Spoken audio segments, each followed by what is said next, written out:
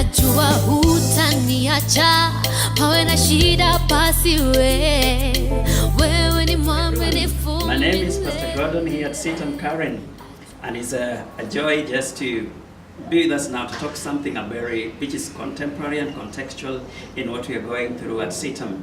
We've been doing the 40 days of prayer and fasting, and some of us I know are in a different world asking, why on earth is fasting and what is all this fast all about?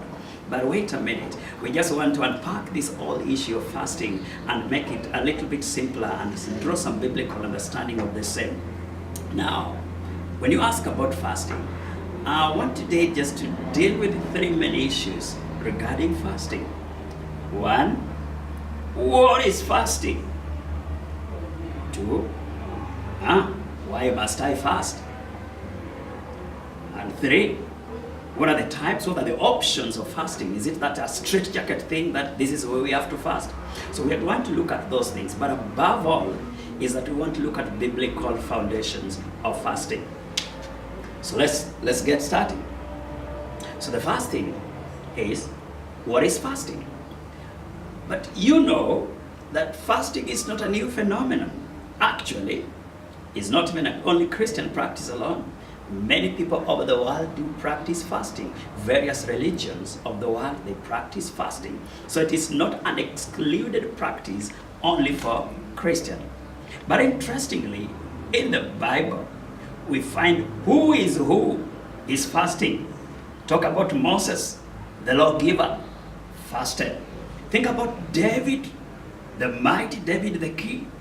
He fasted. How about Elijah the prophet, a man who could pray and tell rain, and rain does not stop? He did fast. Think about Queen Esther. You are talking about just men. Oh, Queen Esther declared a fast in the state house. All right? Daniel, the man was blessed in all ways. He did fast. Paul, the apostle, fasted. Jesus himself, the master, the teacher, did fast. So we get that who is who in the Bible, from the least to the lowest, like Anna, the prophetess, did fast. So when we get that it is something that was practiced in the Bible, from the Old Testament, running all through into the New Testament. So it is something that has been there even in church history. Now, let's get to our first question. Is, what is fasting? Now, the way I did mention that fasting is being carried for various reasons, but I want to strictly address it from a biblical point of view. Biblically, fasting is abstaining from food for spiritual purposes. Abstaining from food for spiritual purposes. And I want you to underline the word spiritual purposes, because people fast for various reasons, but at least in the Bible, it is only for spiritual purpose. But allow me to put a disclaimer. I'm using the word spiritual in not a strict term, but in a generic term, to imply our well-being in as far as our relational spirituality is concerned. Relational spirituality, what does relational spirituality entails? That is knowing God completely, knowing understanding ourselves and loving others. So it is both to God, to ourselves, and to the world. So in as much as that kind of spirituality and how it impacts the rest of our lives is concerned, especially understanding God and how we understand ourselves and relate to God's world in terms of that. So if it is basically for spiritual purposes, then it means it is not hunger strike. So let's not confuse it. It is not hunger strike where you decide you're not taking this meal, not that meal, not that meal, and then you think you're fasted. No, that is hunger strike. Maybe for political power, people like agitating say we are not going to eat for various reasons. So very clear, it is not hunger strike. 2, it is not health dieting. We are not calling people for dieting. It's not as impossible. It is for spiritual purposes, the way I'd explained it. And it is abstaining from solid foods and from some certain period of time. So, if that is what fasting is, then abstaining from food for spiritual purposes, no hunger strike, not dieting, but abstaining from food, as far as the Bible is concerned. Then, if that is what fasting is, then how do people fast? What are the various options of fasting? Now, again, in the Bible, there is what you may call the partial fast.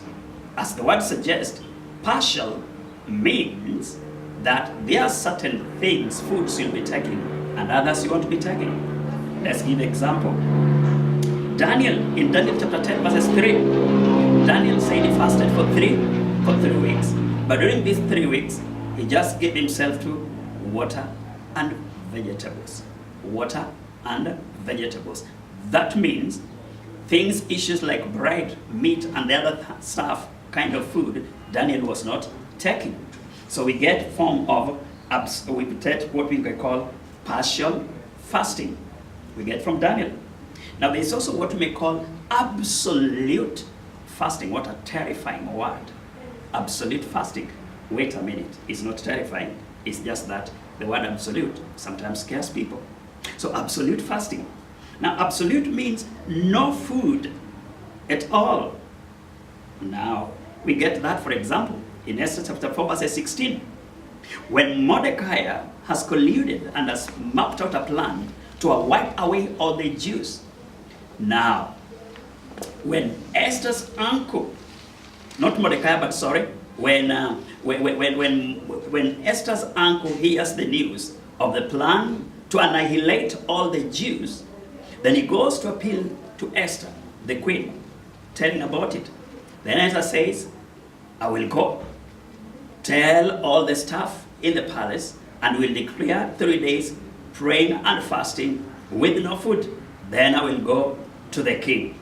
So that means Esther, being heard from Mordecai about what was impending, he declared what you call an absolute fast. Paul also talks about that in Acts chapter 9 verses 6, when Paul encountered Jesus on his way to Jerusalem, when he was going to persecute the Christians. He says after he fell blind, he went there and he was led into a place and he stayed there for 3 days until Barnabas and Ananias came to Brother Paul and helped him in terms of that. That was absolute fast. How about Moses and Elijah? Moses and Elijah, 40 days. That was absolute fast. No food. At times we say absolute fast can be a dangerous fast. No food, no water for 40 days. Some people refer it to as a supernatural fasting because 40 days is quite a huge period of time. So that means absolute fast. There is no food, there's no water, there's no food, it is absolute. And it can be a little bit exceptional unless God ordains it, especially for the longer period of time, say talk of 40 days. You can do an absolute fast, but let it be within a bearable period of time because we need water for our body, and let it be for a short period of time which we can manage. But if God initiates like he did initiate for Elijah and Moses, then you can go ahead and do it that. But apart from that, there is also the nature of this can be somewhat we call the corporate fasting, where people do fast together. For example, in the book of Leviticus, chapter 22, verses 27, on the Day of Atonement, the whole children of Israel were supposed to go to fasting. And they did that. It was time for repentance, and they were supposed to show remorse for what they were going through as a nation. Sometimes there was also called for national emergency, like in Joel chapter 2 verses 15. It was called that Judah were called to do fasting. And we also been getting King Jehoshaphat when there was danger, he declared a fast. So we get that there was this kind of corporate fasting that was practiced during that time, where the king, the prophet, or certain people would bring the aspect of corporate fasting. How about Ezra? In Ezra 8:21-23, Ezra declares a fast for the people so as they were traveling for their safety for the journey when they were prepared to do so. But we also can get even the book we're studying now, the book of Zechariah. In Zechariah chapter 8 verses 19, we get the idea of regular fast that were done at that time. So this tells us that fasting is something that was practiced both individually and corporately. And in Sitam now, we are doing it corporately. Najua hutaniacha, pawe na shida basi wewe ni mwaminifu.